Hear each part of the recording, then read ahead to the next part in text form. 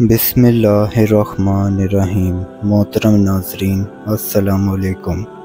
प्यारे दोस्तों, हज़रत हुर की शहादत के बाद हज़रत इमाम हुसैन का एक एक साथी अल्लाह के दीन पर कुर्बान होता गया। हज़रत अब्बास के जितने भी भाई थे वो सब हज़रत इमाम हुसैन अलैहिस्सलाम के कदमों में कुर्बान हो गए।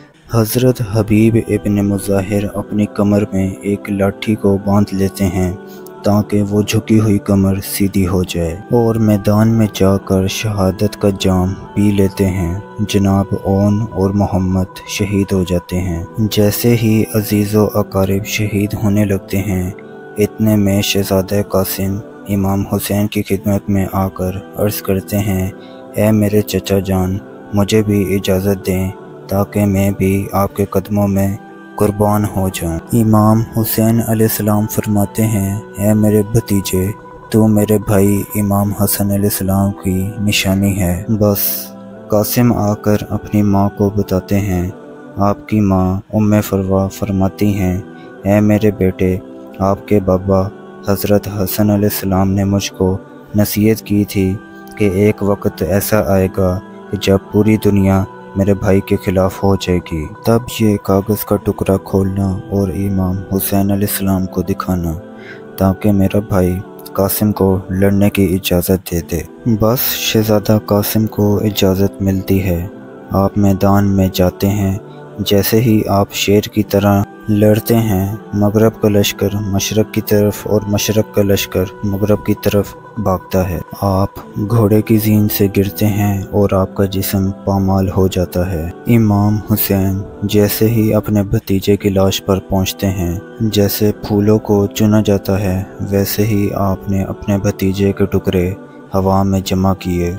बस जैसे ही कासिम की पामाल लाश खेमे में पहुंचती है तो बीबियां रोती हैं। हज़रत अब्बास अलैहिस्सलाम फरमाते हैं कि ऐ मेरे भाई, अब तमाम साथी शहीद हो चुके हैं, मुझे भी जंग की इजाज़त दे दें।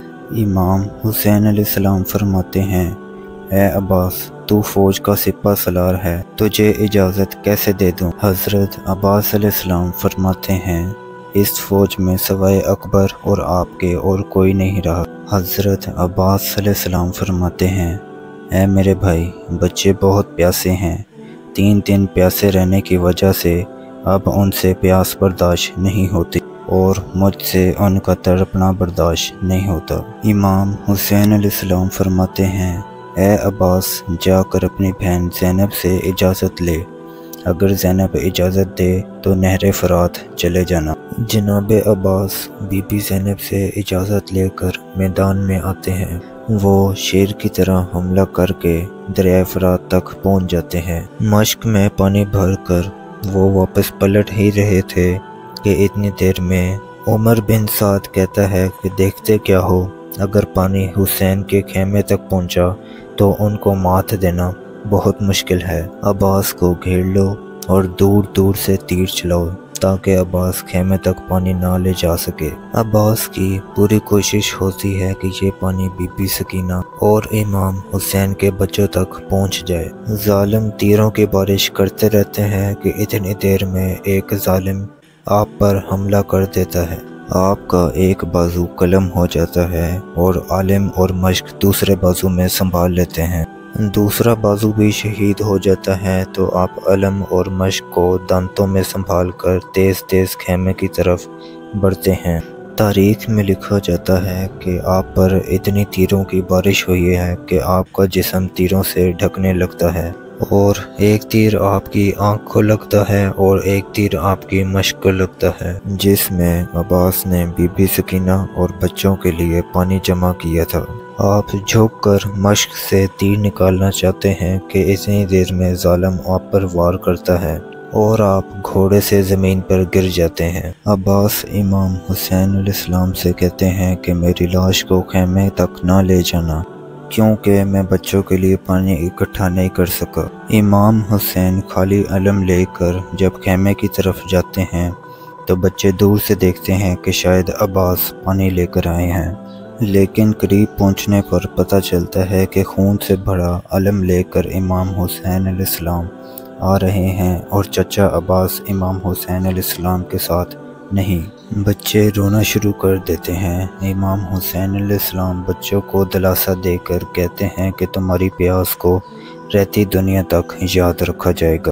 میرے نانا کے دین کو بچانے کے لیے اے میرے بچوں تمہارا پیاسا رہنا ضروری ہے۔ اتنی دیر میں علی اکبر فرماتے ہیں کہ اے بابا آپ مجھے بھی اجازت دیں۔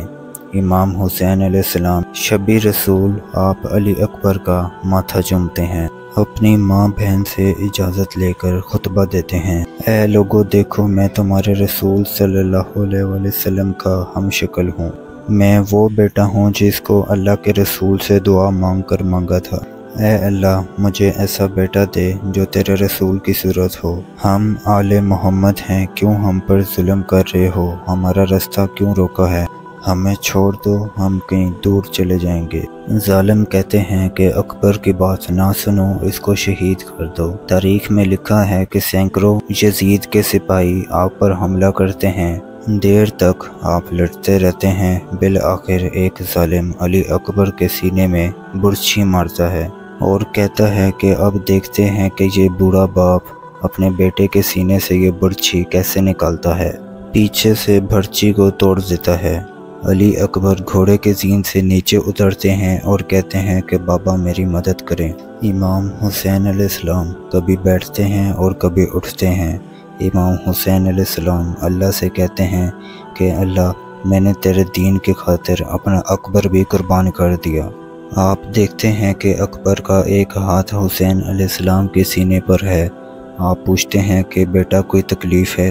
اکبر علیہ السلام کہتے ہیں کہ ایک ظالم نے میرے سینے میں برچھی ماری اور کہا کہ دیکھتے ہیں کہ اس کا بوڑھا باپ اس کے سینے سے یہ برچھی کیسے نکالتا ہے۔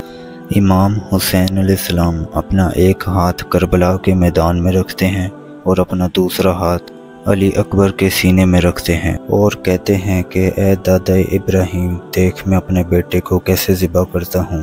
جیسے ہی برچھی کھینچتے ہیں تو علی اکبر علیہ السلام امام حسین علیہ السلام کی گود میں تڑپنے لگتے ہیں۔ آپ کہتے ہیں کہ اے اللہ میرے بچے کی قربانی قبول فرما۔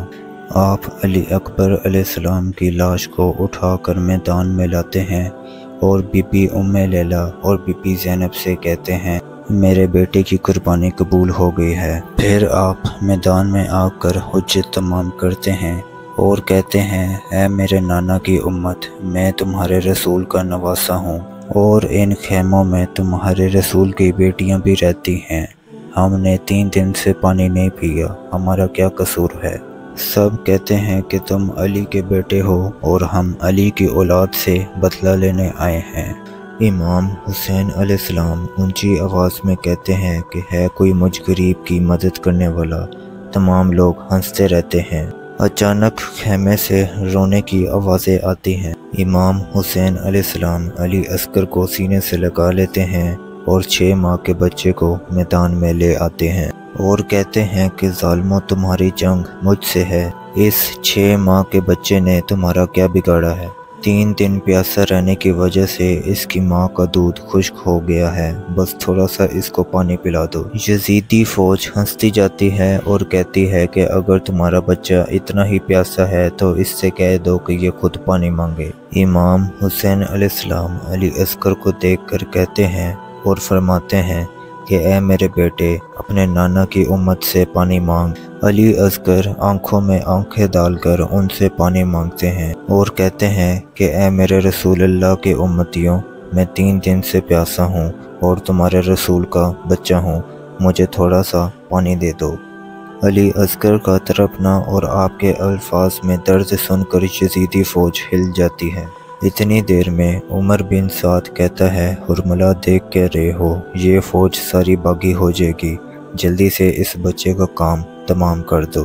حرملہ 3 نوکوں والا تیر نکالتا ہے۔ تاریخ میں لکھا ہے وہ تیر اتنا وزنی تھا کہ علی اصغر کو چیر کر امام حسین علیہ السلام کے بازو پر لگا۔ علی اصغر مسکراتے رہتے ہیں اور آپ کے جسم سے خون بہتا جاتا ہے۔ آپ نے اپنے بچے کے خون کو اپنے چہرے پر مل لیا اور خیمے میں آ کر بی بی روبہ کو کہتے ہیں کہ تمہارے اصغر کی قربانی قبول ہو گئی ہے۔ پھر آپ اپنے بیٹے سجاد کے خیمے میں آتے ہیں جو بیماری کی وجہ سے بستر پر ہوتا ہے۔ آپ کہتے ہیں اے سجاد اپنے باپ کا آخری سلام قبول کر۔ سجاد علیہ السلام کہتے ہیں کہ مجھے بھی اجازت دیں میدان میں جانے کی۔ امام حسین علیہ السلام نے کہا کہ تمہارا امتحان اتنا آسان نہیں، ہمیں شہید ہونے دو، اس کے بعد تم نے بیٹیوں اور بہنوں کے ساتھ قیدی ہونا ہے اور کوفہ اور شام کے بازاروں میں پتھر کھانے ہیں۔ تمام بیبیوں سے الوداع کہہ کر میدان میں آتے ہیں۔ تاریخ میں لکھا ہے آپ نے خطبہ دیا اور خطبے میں یہ فرمایا، اے ظالموں، اس لشکر میں کافی ایسے لوگوں نے مجھے دیکھا ہے کہ جب رسول اللہ صلی اللہ علیہ وسلم مجھے اپنے کاندھوں پر اٹھایا کرتے تھے اور مجھے اپنی زبان چسایا کرتے تھے اور کہتے تھے کہ میں حسین سے ہوں اور حسین مجھ سے۔ عمر بن سعد اور شمر دل جوشن زور سے ہنستے ہیں اور کہتے ہیں کہ حسین کی بات نہ سنو اور اس پر حملہ کر دو۔ تاریخ میں لکھا ہے کہ سینکڑوں لوگ امام حسین علیہ السلام پر وار کرتے ہیں۔ امام حسین علیہ السلام ان کا مقابلہ کرتے جاتے ہیں۔ پھر ایک طرف سے آواز آتی ہے کہ سب مل کر حسین علیہ السلام پر حملہ کرو۔ ایک طرف رسول اللہ صلی اللہ علیہ وسلم کا نواسہ اور دوسری طرف 9 لاکھ کا لشکر۔ امام حسین علیہ السلام فوج پر اس طرح حملہ کرتے ہیں کہ وہ فوج بھاگنا شروع کر دیتی ہے۔ کوئی دریا فرات کی طرف بھاگتا ہے اور کوئی کوفہ کی طرف بھاگتا ہے۔ عمر بن سعد کہتا ہے کہ میں نے حضرت علی رضی اللہ تعالیٰ عنہ سے سنا ہے کہ میرے تمام بیٹوں میں سے امام حسین علیہ السلام سب سے اچھی جنگ لڑتے ہیں۔ اے لوگو، حسین کو مات دینا ناممکن ہے، دور چلے جاؤ اور حسین کو دور سے تیر مارو اور خیموں کو آگ لگا دو۔ بس لوگ امام حسین علیہ السلام کو دور جا کر مارنا شروع کر دیتے ہیں۔ تاریخ میں لکھا ہے کوئی تیر مارتا ہے، کوئی تلوار مارتا ہے، کوئی نیزہ مارتا ہے، اور اگر کسی کے پاس کچھ نہیں ہوتا تو وہ کربلا کی گرم زمین سے پتھر اٹھا کر امام حسین علیہ السلام کو مارتا ہے، اور وہاں خیموں میں آگ لگنے کی وجہ سے بیبیوں کی آوازیں آنا شروع ہو جاتی ہیں۔ امام حسین علیہ السلام کبھی خیموں کی طرف آتے ہیں اور کبھی میدان کربلا کی طرف جاتے ہیں۔ غیب سے آواز آتی ہے کہ اے حسین، تیرا اللہ تجھ سے راضی ہو گیا ہے۔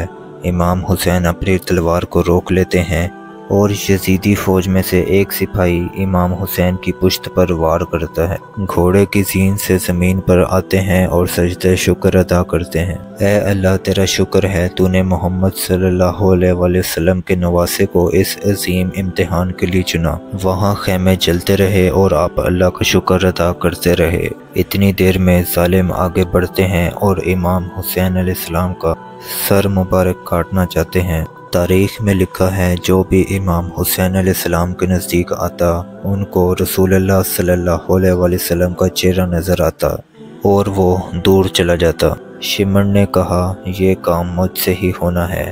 بس وہ نواسے رسول کا سر کاٹ کر نیزے پہ بلند کرتا ہے، آپ کے جسم مبارک پر گھوڑوں کو دوڑاتا ہے، آپ کی لاش کو پامال کیا جاتا ہے، لیکن آپ کا سر مبارک نوک کے نیزے پر بلند ہو کر پیغام دیتا ہے، لا الہ الا اللہ محمد رسول اللہ۔